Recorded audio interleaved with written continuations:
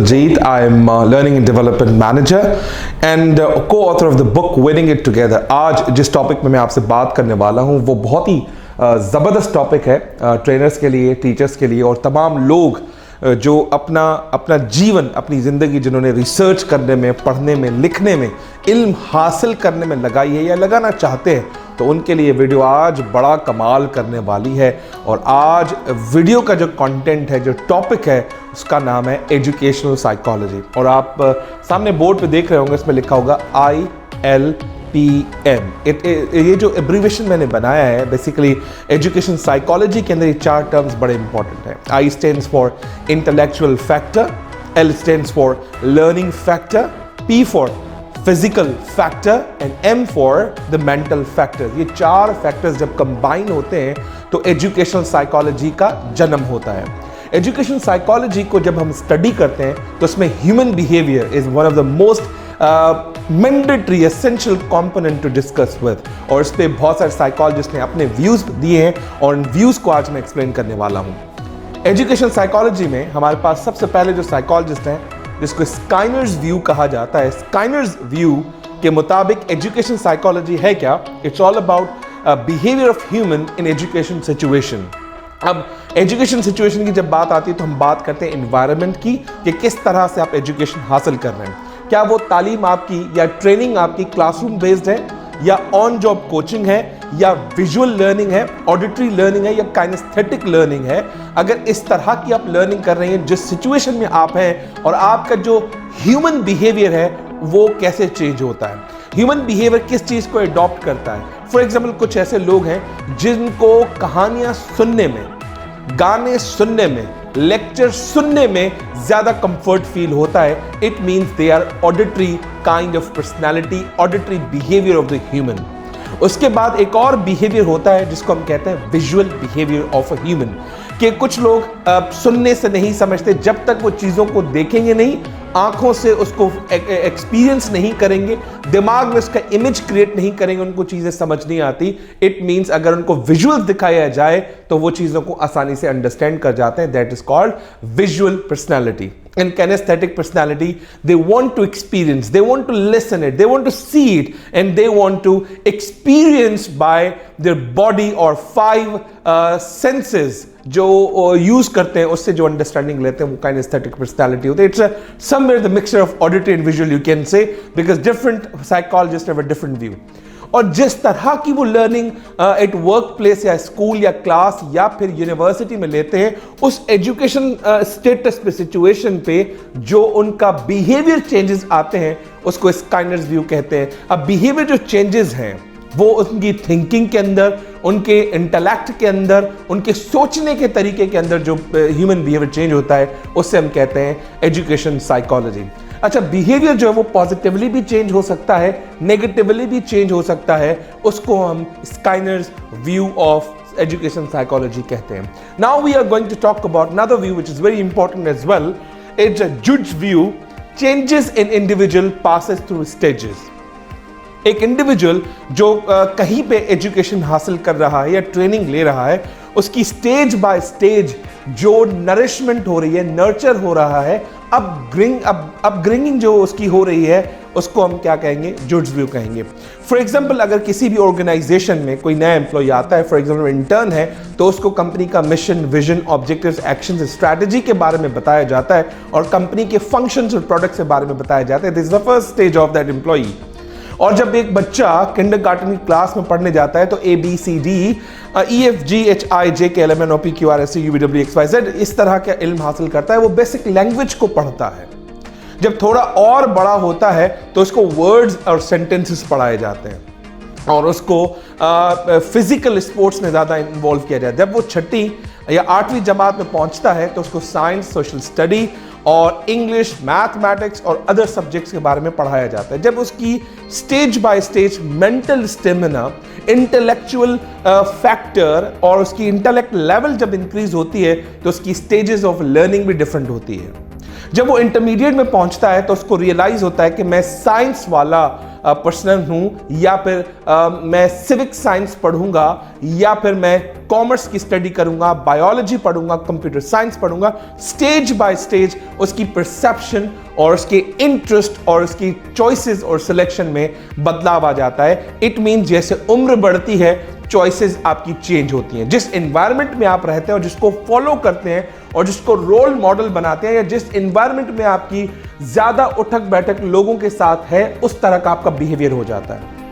अगर आपके घर में 3-4 चार्टर्ड अकाउंटेंट हैं तो आपकी कंसल्टेंसी भी चार्टर्ड अकाउंटेंट बनने की हो जाती है, क्योंकि मेरे चाचू ने किया है, मेरे बड़े भाई ने किया है, मेरे अब्बा ने किया है, मेरी कजन ने किया है, मेरे मामू ने किया है, मेरे खाला ने किया है। तो आपके दिमाग में डायरेक्टली और इनडायरेक्टली ये पोस्ट हो जाता है कि मुझे भी चार्टर्ड अकाउंटेंट बनना है। Exactly the same for the doctor का बच्चा most of the time doctor ही बनता है, लेकिन डॉक्टर का बच्चा डॉक्टर कब नहीं बनता? क्योंकि उसका इन्फ्लुएंस जो बाहर के एनवायरनमेंट से आता है और बाहर वो जो चीजें देख कर आता है वो अपने घर वालों से मैच नहीं होती। जिस चीज का इन्फ्लुएंस ज्यादा होगा उसका इंटरेक्शन और डायरेक्शन भी वही होगा। तो जूड्स व्यू कहते हैं कि जैसे जैसे आप स्टेजेस पास करते जाओगे और उन स्टेजेस में जो आपको नॉलेज मिल रही है, इल्म आपको मिल रहा है, उससे आपकी जो चेंजेस आती हैं उसको हम कहते हैं Judd's view of educational psychology. Now we are going to talk about a third view, that's a Walter B. Kolensik. ये कहते हैं facts, figures, principle and improvement of the education. Facts, figures and principle. अच्छा, कुछ लोग ऐसे होते हैं जो नंबर की भाषा समझते हैं, बड़े analytical kind of personalities होते हैं। वो हमेशा रिजल्ट की बात करते हैं, वो हमेशा अचीवमेंट की बात करते हैं, वो प्रिंसिपल्स की बात करते हैं, वो वैल्यूज की बात करते हैं। उनके लिए जो फैक्ट एंड फिगर्स हैं वो ज्यादा इंपॉर्टेंट है रादर देन जो मार्केट के अंदर थ्योरी काम कर रही है। उनके लिए इमोशंस इंपॉर्टेंट नहीं है, उनके लिए नंबर्स, अकाउंटिंग, मैथमेटिक्स और equations, equilibrium and scientific research के जो आउटकम्स हैं उनके लिए वो इंपॉर्टेंट है। अगर वो एक बार उन फैक्ट्स एंड फिगर्स को समझ लें, उसकी फाउंडेशन को अंडरस्टैंड कर लें और की बेसिक फंडामेंटल नॉलेज को हासिल करके समझ लें, वो अपने सारे परसेप्शन वहीं बना लेते हैं। जैसे कि आपने थर्ड लॉ ऑफ न्यूटन पढ़ा है कि every action has a reaction, both are equal in opposite in direction, equal in magnitude but opposite direction. ये क्या है? एक प्रिंसिपल है फिजिक्स का। ये ना सिर्फ किताबों में लिखा हुआ है बल्कि ये प्रैक्टिकल प्रूवन है। उसके बाद सेकंड लॉ ऑफ मोशन की बात करते हैं, वो कहते हैं कि it is the product of mass and the acceleration equal is called force. ये मैथमेटिकल इक्वेशन है। अगर कोई भी चीज हो, अगर उसको हम धक्का लगाएंगे तो उसमें एक तेजी पैदा होगी, और तेजी जो पैदा हो रही है किस चीज की वजह से? एक फोर्स लगाने से। So F equals to m, आपने मैट्रिक में फिजिक्स पढ़ा होगा। So these are the facts and the principle that apply on the physics. और अगर थोड़ा मैथ्स की तरफ हम आते हैं, अगर 8 और 8 16 है तो 9 और 7 भी 16 है। ये जितने भी नंबर्स हम बात करते हैं जिसमें सब्ट्रैक्शन, एडिशन, मल्टीप्लिकेशन, डिवीजन और बोर्ड मास, जितने भी रूल्स मैथ्स में यूज होते हैं वो उन पे ज्यादा बिलीव करता है rather than the words. Exactly जब मेडिकल फील्ड में जाते हैं तो जो डॉक्टर स्क्रीनिंग करता है on the basis of patient history, जो मेडिसिन रेकमेंड करता है, वो फैक्ट्स एंड फिगर्स की बात, तो वो एजुकेशनिस्ट जो फैक्ट्स एंड फिगर पे ज्यादा फोकस करते हैं वो most of the time in field को ज्वाइन करते हैं, जिसमें इंजीनियरिंग है, डॉक्टर है, अकाउंटेंसी फील्ड है। वो कभी भी आर्ट्स की फील्ड में जाना नहीं चाहते। तो बड़ी जबरदस्त बात की है किसने? वॉल्टर बी कोलेंसिक ने, कि facts and figure and principle जितने आपके सख्त और पक्के होंगे उतनी आपकी एजुकेशनल स्टेमिना, एजुकेशनल माइंडसेट आपका डेवलप होता जाएगा। Your education development based on facts and figures and the principle, और may be theory, theorem and so many other things as well. Now I'm going to talk about another important view, that's Stephen's view, educational growth and mind development. कहते हैं कि जिस तरह से आप content पढ़ते हैं, कंटेंट पढ़ने के बाद उसको अप्लाई करते हैं, अप्लाई करने के बाद जो उसका रिजल्ट आता है और जो उसके आउटकम्स आते हैं, on the basis of outcome जो आपकी मेंटल ग्रोथ होती है, उसको हम कहते हैं स्टेफेन्स व्यू। फॉर एग्जाम्पल, आपने कोई ना कोई एक किताब पढ़ ली, फॉर एग्जाम्पल जो आजकल मैं किताब पढ़ रहा हूं, मैं पढ़ क्या रहा हूं, ऑलरेडी मैंने लिखी भी है, विनिंग इट टुगेदर, और उसके बाद कतरा कतरा कुल्जुम। ये किताब जब मैं पढ़ता हूं तो मेरे जो मेंटल मेरी जो स्टेट फास्टनेस है वो बड़ी चैलेंज होती है। मैं मटीरियलिस्टिक दुनिया में रहा हूँ, मैं बिजनेस की किताबें पढ़ता हूँ और पर्सनल डेवलपमेंट की बातें करता हूँ। जब कतरा कुलजुम की मैं किताब पढ़ना स्टार्ट करता हूँ तो वो मेरी अपनी इमोशन को बड़ा चैलेंज करता है और वो मेंटल ग्रोथ को इंक्रीज करता है। जब मैं नॉर्मल इंटेलिजेंट इन्वेस्टर की किताब पढ़ता हूँ तो मुझे लगता है कि पैसा सब कुछ है, प्रॉफिट इज एवरीथिंग। उसके बाद जब मैं personal development like you can achieve more, freedom is not free, start with why, find your why, the leader who eat last, इस तरह की किताबें पढ़ता हूं तो मेरी मेंटल ग्रोथ मटीरियलिज्म की तरफ ज्यादा जाती है। So it means Stefan view क्या कहता है कि आपकी जो एजुकेशनल ग्रोथ है, जिस तरह का कंटेंट आपने रीड किया, आपने उसको ग्रो किया अपने माइंड में और आपकी मेंटल जो डेवलपमेंट है उसमें बदलाव आता है, that is called Stefan views, because उसकी वो रिसर्च है।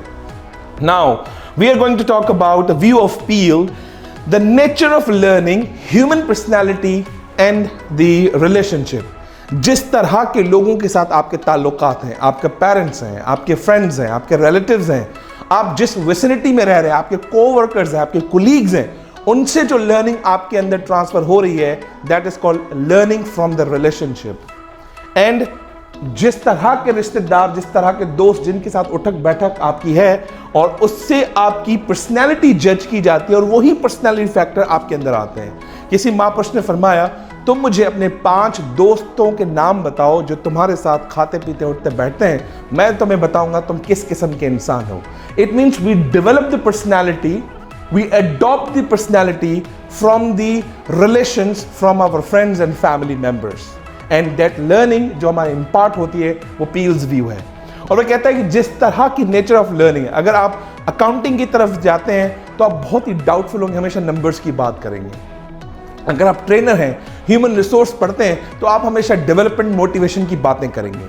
अगर आप सेल्समैन हैं तो जहां भी जाएंगे हमेशा रेट्स पता करेंगे, कंपटीशन का पता करेंगे, क्वालिटी देखेंगे, पैकेजिंग देखेंगे, ब्रांडिंग देखेंगे। It means how what kind of nature of learning you adopted, you see the world exactly the same. So उसको कहते हैं हम क्या, the view of Peel. Now the last, the Crow and Crow view, from the birth through the old as.